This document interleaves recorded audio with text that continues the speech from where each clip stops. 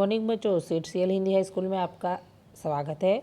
आज हम पढ़ेंगे कक्षा 11वीं के साइकोलॉजी सब्जेक्ट में चैप्टर नंबर 6 में स्मरण। आपको मैंने समझाया। आगे विस्मरण। विस्मरण मीन्स कि क्या? भूल जाना, और उसका अर्थ और उसके निर्धारक तत्व अपने को पढ़ना है। वो विस्मरण स्मरण का निषेधक है, नेगेटिव है। गोल्डार्ड विस्मरण को एक निषेधक स्मरण के रूप में परिचित कराते हैं। जबकि हम किसी जानकारी को सीखते हैं और जब हम उस जानकारी का पुनरावृत्ति करते हैं तो वह पूर्ण रूप से हमें स्वरूप में न होने से इस प्रक्रिया को विस्मरण कहते हैं। अधिकतर लोग विस्मरण को एक श्राप मानते हैं, परंतु सही अर्थ में देखा जाए तो विस्मरण एक वरदान भी है। हमारे जीवन में होने वाली जो दुखद घटनाएं हैं, अपने जो दुखद घटनाएं रोजाना याद करते रहे तो क्या होगा? वो व्यक्ति दुखी रहेगा। तो हम भूल नहीं जाएंगे तो क्या होगा? ज़्यादातर लोग कहते हैं कि श्राप है। श्राप नहीं है, वरदान है। अपने कल किसी से झगड़ा हुआ हो तो घर में कोई किसी से बात नहीं करता हो तो क्या होगा? रोज़ ऐसा याद रख के बैठेगा तो वो दुखी होगा। इससे अच्छा व्यक्ति रात को सो जाने के बाद सुबह जगता है तो थोड़ा नॉर्मल हो जाता है, और धीरे धीरे दिन जैसे जैसे गुजरते हैं तो व्यक्ति अधिकतर उससे भूल जाता है और उसको दुख ज़्यादा लगता नहीं है। तो अलग अलग ऐसे कहते कि श्राप मानते हैं, पर यह वरदान भी है और जीवन दुखी नहीं रहता है। विस्मरण की परिभाषा एबिंगहॉस नाम के मनोविज्ञानी दी है। विस्मरण एक निष्क्रिय मानसिक प्रक्रिया है। विस्मरण एक निष्क्रिय मानसिक प्रक्रिया नहीं है, परंतु एक सक्रिय मानसिक प्रक्रिया है, ऐसा मुलर, जैन और किटसडेन ये कहते हैं। विस्मरण के निर्धारक क्या है? विस्मरण की गति बहुत ही तेज होती है।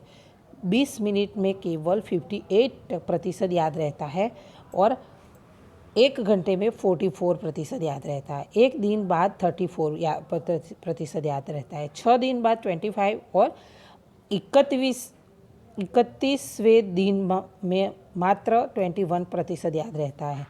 तो इस तरह हमें जो भी जानकारी सीखते हो तो संपूर्ण रूप से हम उसे नहीं भूलते हैं। विस्मरण के लिए अनेक कारण जिम्मेदार होते हैं।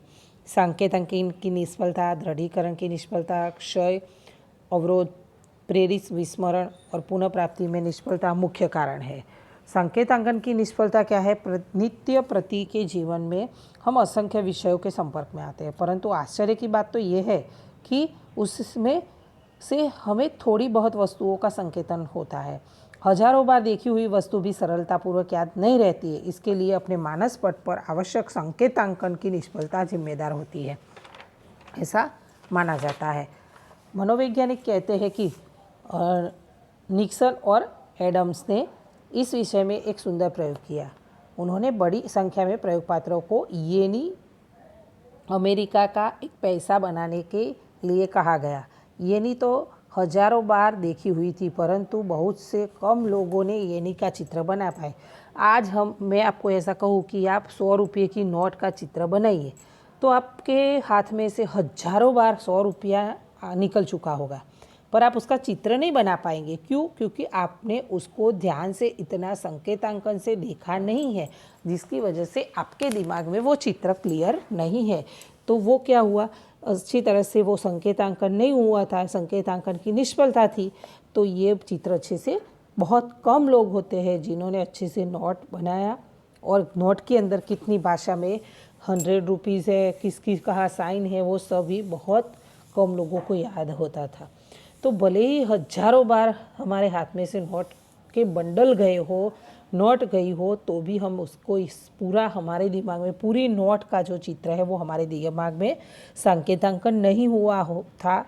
इसीलिए आप प्रयत्न करना आज कि अभी आप पढ़ रहे हो तो 100 रुपये की नोट का दिमाग में खाली चित्र फिट करो कि कहाँ क्या चीज़ है, अशोक चक्र कहाँ है, कहाँ कौन सा इंग्लिश में लिखा है, तो साइन कहाँ है, पर बाद में आप नोट को देखना तो डिफरेंट होगा बहुत सारा। तो ये क्या हुआ? संकेतांकन की अपनी निष्फलता होती है। संचय की निष्फलता। सीखी हुई जानकारी का संचय होना एक ऐसी प्रक्रिया है जिसके द्वारा कायमी स्मरण की रचना होती है। जब भी इस प्रक्रिया में कोई विक्षेप पड़ता है तब बहुत कुछ कायमी स्मरण की रचना नहीं होती है। हम जानते हैं कि कोई भी नए विषय या जानकारी सीखने में यदि संवेदन प्रभावशाली न हो तो वह जानकारी पूर्ण रूप से हमारे मानस पटल पर संचित नहीं होती है, जिसके कारण हमें जानकारी का जब भी आवश्यकता हो तब पूर्ण स्वरूप में याद यथोचित रूप में याद नहीं आती है। इसका कारण संचय की निष्फलता है। दुर्घटना हुई हो या किसी गंभीर प्रकार की चोट लगी हो तो या तीव्र तनाव के लिए विद्युत के करंट के उपचार किया हो, तो ऐसे किस्से में व्यक्ति को अपनी चेतना खोई हो तो उसे मस्तिष्क में पूर्ण रूप से जानकारी संचय दृढ़ीकरण नहीं होती है, तो ये निष्फलता का कारण होता है। पुनः प्राप्ति में निष्फलता, जब हम एक जगह रखते हैं परंतु जब वह वस्तु दूसरी जगह रखने पर हमें वह वस्तु नहीं मिलती, ऐसा ही स्मरण के विषय में भी होता है। उदाहरण रूप, मित्रों के साथ किसी पर्यटक स्थल पर गए हो तो वहाँ पर किसी मित्र या संबंधी से मुलाकात होने पर हम मित्रों को उनका परिचय कराते हैं, लेकिन एन वक्त पर उसका नाम ही अब याद नहीं आता है। ऐसा होता है कि मन में याद हो लेकिन होठों पर नाम नहीं आता है। इसी तरह हम परीक्षा में बैठे हैं और किसी प्रश्न का उत्तर याद नहीं आता है, ऐसा भी होता है। तो ऐसे किस्से में जिस जानकारी को जानते हैं आवश्यकता पढ़ने में हमें पूर्ण प्राप्ति नहीं होती है। तो इस प्रकार विस्मरण को मनोवैज्ञानिक पूर्ण प्राप्ति की निष्फलता कहते हैं। एंडेल टूलिविंग के नाम के अध्येता ने ऐसा दावा किया कि हम जिसे विस्मरण कहते हैं वह खोजने की आसक्ति होती है, जबकि हम जानकारी दीर्घकालीन स्मरण में ही होती है लेकिन उसकी पुनर्प्राप्ति नहीं होती है।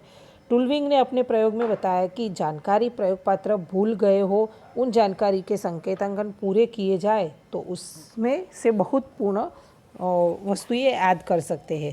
उदाहरण स्वरूप, अमुक प्रकार के गंध भूतकाल के अनुभव को याद करने में या जानकारी प्राप्त करने में हमारे लिए उपयोगी होती है। संक्षेप में, पूर्व की कोई भी घटना के साथ पूर्व संदर्भ जुड़ा हो तो उससे घटना को अपने याद कर सकते हैं। तो ये हुआ स्मरण के अवरोध, ये पुनः प्राप्ति की निष्फलता विस्मरण के निर्धारक में। तो आगे है स्मरण अवरोध। स्मरण अवरोध यानी स्मरण में याद करने में क्या क्या अवरोध होता है, तो यहाँ आपको समझना है। सबसे बड़ा कारण स्मरण अवरोध विस्मरण माना जाता है। सीखी हुई वस्तु या जानकारी पर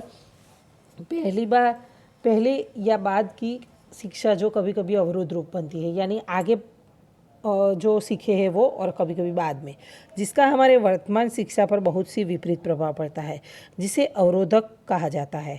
अवरोध समय की दृष्टि से आगे या पीछे दोनों प्रकार से हो सकते हैं जो स्मरण का प्रभाव डालते हैं।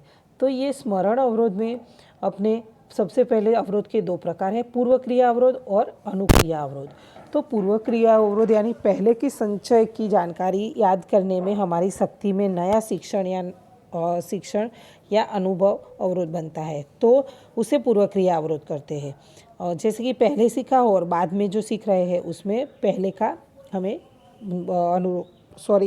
अवरोध करता है। जैसे कि पहले क्लास में मनोविज्ञान सीखे हैं तो दूसरी क्लास में समाजशास्त्र सीखते हो, तो समाजशास्त्र के शिक्षण के कारण मनोविज्ञान का शिक्षण हमें कम याद रहता है, तो उसे पूर्व क्रिया अवरोध कहा जाता है। ऐसे अवरोध के प्रभाव को कम करने के लिए क्या कर सकते हैं? आपको जानकर आश्चर्य होगा कि हम जो भी प्रवृत्ति करते हैं, हमारी नींद पहले सीखी हुई शिक्षण को कम से कम प्रभावित करती है। स्मरण के विषय में प्रारंभिक काल में एक अध्ययन जेकिंस और डेलन बाके ने 4 प्रयोग पात्रों को अर्थहीन पदों की सूची दी। अर्थहीन शब्द से आपको नहीं मालूम पड़ेगा। अर्थहीन मीन्स कि जिसका कोई अर्थ नहीं है उसे अर्थहीन। सूची मीन्स कि पूरी उसकी याद रखने के लिए 15-20 शब्द या ऐसा यादी, तो याद कराई। उसमें से 2 प्रयोग पात्रों को शाम को देर से सूची याद कराई और फिर सो गए, जबकि बाकी के 2 प्रयोग पात्रों को सुबह के समय सूची याद करके दिन भर अपने रोजबरोज के कार्य करते रहे। शोधकर्ताओं ने दोनों जोड़ी के प्रयोग पात्रों के आधार पर धारणा का मापन 2, 4 और 8 घंटों में किया, तो जानने को मिला कि सूची सीखने के बाद पूर्ण नींद लेने वाले पात्रों का धारण का प्रमाण ऊंचा या नींद लेने वाले प्रयोग पात्र 8 घंटे के बाद 50% और से 60% याद रख सकते हैं, जबकि रोज बरोज की प्रवृत्ति करने वाले प्रयोग पात्र केवल 10 से 15% याद रख सकते हैं, यानी कि जिसने नींद ली थी वो अच्छे से याद रख सकते थे। तो ये पहले का पहले की संचय की जानकारी याद करने की हमारी जो शक्ति में नया शिक्षण अनुभव अवरोध बनता है उसे पूर्व क्रिया अवरोध कहते हैं। कि जैसे कि मनोविज्ञान सीखे हो तो दूसरी क्लास में समाजशास्त्र सीखे हो तो समाजशास्त्र के शिक्षण के कारण मनोविज्ञान अपने भूल जाते हैं। अनुक्रिया अवरोध दूसरा है। तो और जैसे हम सब जानते हैं कि जनवरी महीने में साल बदल जाता है, फिर भी चेकबुक में अपने क्या करते हैं, तारीख लिख देते। तो जब 2019 पूरा हुआ तब अपने ने पहले महीने में जनवरी में क्या हुआ तारीख लिखते हैं, तो 2019 की जगह क्या हो जाता है, अरे सॉरी 2020 आया जनवरी में, तो भी अपने क्या करते हैं, जो 2019 लिख देते हैं। तो क्या हुआ, जो 19 में अपने लिखते चले आए हैं तो वो अब नया हुआ है, तारीख के साथ वो साल बदल गई है, तो भी अपने पुरानी साल लिखते हैं। मनोवैज्ञानिक ऐसी भूल के कारण को अनुक्रिया का अवरोध कहते हैं। दीर्घकालीन स्मरण में कोई सामग्री, जानकारी या अनुभव संचित हो और यदि कोई जानकारी का अनुभव याद करने की हमारी शक्ति में विघ्न स्वरूप में आए तो उसे अनुक्रिया अवरोध कहा जाता है। वर्ग में प्रथम क्लास में अंग्रेजी सीखी हो और दूसरे क्लास में गुजराती विषय सीखते हो तो अंग्रेजी का शिक्षण गुजराती के शिक्षण में अवरोध के रूप में आता है, यानी अंग्रेजी पढ़ चुके हो तो गुजराती में अवरोध करता है वो। तो ऐसे अनुक्रिया अवरोध को निषेधक संक्रमण के रूप में पहचाना जाता है। ऐसी परिस्थिति में नई और चुनौती पुरानी प्रतिक्रिया के बीच की स्पर्धा होती है, उसमें से अवरोध की स्थिति उत्पन्न होती है, ऐसा माना जाता है। तो बच्चों ये था आपको स्मरण अवरोध। इसके बाद के वीडियो में आपको स्मरण सुधारना कैसे कर सकते हैं वो समझाऊंगी। तो बच्चों चैनल को लाइक और सब्सक्राइब करना भूलना नहीं।